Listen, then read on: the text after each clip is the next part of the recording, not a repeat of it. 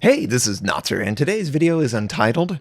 We're going to be discussing Second Wind. This is the perk for Admiral Yamamoto. This was a stream topic, and I was able to clarify Wargaming's response to whether it is working as intended or it's bugged. Also, I just wanted to talk freely about the stream and everything in general with my content. I'm really enjoying creating content right now, and, honestly, it's really easy to talk about. The game in the background is myself in the Tier 7 Japanese destroyer, Akatsuki, on the map Estuary. Hopefully you're entertained. On to the topics. So, Second Wind is a perk that's attached to Admiral Yamamoto. This is the legendary Japanese commander, and it is supposed to proc when you earn Kraken Unleashed. And the proc is supposed to enhance your reload of your torpedoes, your main battery, aircraft restoration, but also it's supposed to provide a heal component. Some viewers during my stream were commenting, well, I'm not getting healed. And other viewers were like, well, it's a change that Wargaming deliberately made. And I have figured out the actual answer. It's a bug, and it's supposed to be fixed in 8.1. Now, this bug has occurred once before, at least once before, because there are forum posts that still have it as a discussion topic. And this occurred sometime in September of last year. Same thing. Whenever you would earn Kraken Unleashed with Admiral Yamamoto, the heal component would not proc. Every other part of it would. You would still be enhanced with your reload, but you just wouldn't get that massive percentage heal that's supposed to be like 50% of your life or something crazy like that. Right now, in 8.0 and the hotfixes, it's displayed as 0 hit points being healed. And we verified it with past screenshots. That is a bug. That's a bug too. It should display the amount of hit points that it can heal. Because it isn't, well, guess what? It's not healing anything. So Wargaming is aware of it. Earl Grey verified that 8.1 it should be fixed.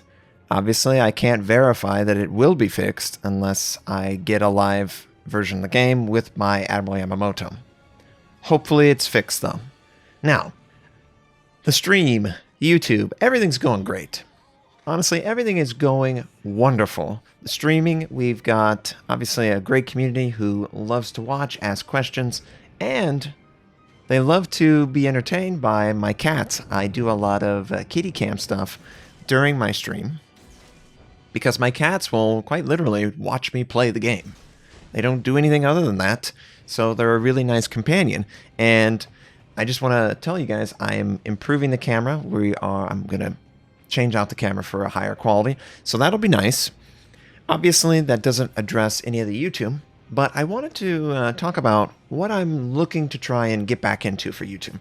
So it's been a while since I've done the matchups and the Down the Line series. The reason for that, honestly, I wanted to wait for the CV rework because it's going to introduce a ton of changes that need to be considered when addressing these topics. But I still intend to cover those in depth, and honestly, I can't wait. I feel like the game itself is moving in the right direction constantly. However, through creating that content on YouTube and Twitch, there are a couple interesting topics that we can talk about. And one of those is that the Exeter is complete garbage now. I don't know why they nerfed the ship so much, but they took away its smoke and they took away 3 seconds from its reload. So now it has the same reload as the Furutaka. It has worse torpedoes. It has a worse citadel, has worse armor. It is very vulnerable. It's a light cruiser. It needs smoke just to exist. And yet it doesn't have that anymore. So I'm not really feeling that premium at all. There are, the Yahagi. Where's the Yahagi, Notser? Have no idea. The Alaska, it's set to release. I wish I could tell you when. It's under NDA. I'm sorry. The Azuma, the Tier 9 Azuma versus the Tier 10 Azuma, which is going to be called Yoshino. Don't really know how long or short the Yoshino will take before it exists. They mentioned this with the West Virginia. They were going to do a 41, and then I think they would do a 44 refit, And players were really happy about that. Oh, look at these guys. They're coming together. And oh, no, the anti-timing. And he rotates in. Oh, no. He's got to be the sickest cruiser alive. Man, that's bad. But yeah, all these premiums, there's a lot of them. They're just stinky. And then there's others, like the Neutrashimy. They went the right direction. Like testing it on stream and on YouTube, the heal is really interesting. So the Neutrashimy has really limited gun systems. Torpedoes are just limited in general because they're Soviet. But it's a real interesting support vessel. It's the Grozovoi with a super heal and terrible guns. And what this means is, obviously, it's really hard for you to shoot your way out of a problem. It's really hard, in fact. But you can heal, so you exist very long in the world. And that provides your team with spotting and base capturing and torpedo threat and just ever constant existence of a DD that needs to be addressed. Having that on a team is a huge benefit, and clearly the enemy team doesn't have that at this point. But I'm really happy for the Neutrashimy. It's going to be a steel ship, and hopefully this is not breaking any rules. I believe it's common knowledge, and it's going to be somewhere in the same price range, I think, as the Black. Honestly, I think it'll be more expensive than the Black, if I'm being completely honest, because, let's face it, it's wargaming.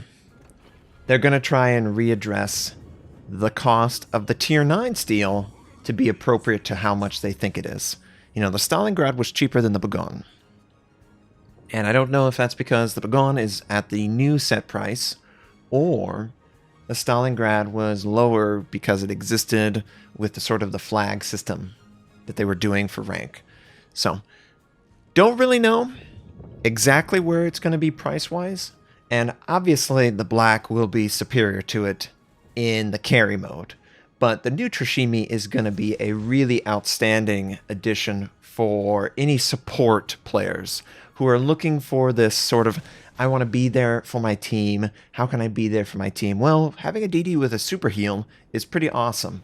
And having it such, neutered in its gun systems, maybe this allows for potentially a more extreme DD line to crop up at some point. Where, maybe their guns are awful. Just awful guns. Like levels of Mutsuki level of awful. But they have a heal. A significant heal. That might be something interesting that wargaming could explore. Because I just like the idea of, not necessarily that I'm persistent, but the fact that the heal allows me to operate more in a support DD role than honestly I could ever do. And yes, we are doing tons of damage to everyone. This game in particular was just a huge stomp. And you know what? I loved every second of it. I'm not going to lie. But, we're at 8.0. We've got the aircraft carrier stuff going on. Obviously, it's very controversial. But it's not worse than the RTS version. And that's a good thing. It's a good thing that your DD is being harassed for 2, 3, 4 minutes from an attack rocket squadron versus the 2, 3, 4 seconds that you have to react to the double torpedo squadron at point blank range. All we got to do is tweak the way that we address these issues. The fighter brought that up. Fighter consumable is a joke. And maybe the DDs themselves have a little bit more easier time. Obviously, the flood changes going in. That might bring back some of the flood chance for the aircraft carriers, but obviously a significant portion of the player base is not interested in reintroducing that. They would be really interested in the aircraft carriers ceasing to exist. And I get that, and I think that's a great opinion, but the aircraft carrier is good for the game. It removes camping ships. It is directly countering camping between the dive bomb, the stealth torpedoes, and just the way that you can line of sight islands and stuff like that. It's very clear to me that the carrier was at least partially designed with this in mind. The stationary target meta that had existed for, probably 6 months to a year, maybe even longer than that, where you would have like heavy cruisers and some battleships would camp behind islands, solid cover, block line of sight, and all that stuff. With the aircraft carrier and the way it's designed, it should work very well to mitigate enemies who try and use islands as a solid cover and stay stationary. Because obviously the aircraft can approach and not be seen over the island, and then they can punish very effectively. To me, that feels more dynamic and feels more interesting. For some people, that is not more interesting. It is in fact the opposite of interesting. But I've always been in the favor of the game developing into what it could always become. This really high-level ship combat arcade game where you've got to consider all of the move, counter-move, consumable usage, your main armament, your torpedoes, all this working together with other types of classes in a very elegant manner. And I think the carrier makes the game feel more elegant if we can reach the stage where actually everything's balanced with it. It's obviously very far away, but I like how it deals with certain situations that couldn't be dealt with normally in the past. I hope you enjoyed this. Leave in the comments what you think. I hope you have a wonderful day, and I'll catch you next time.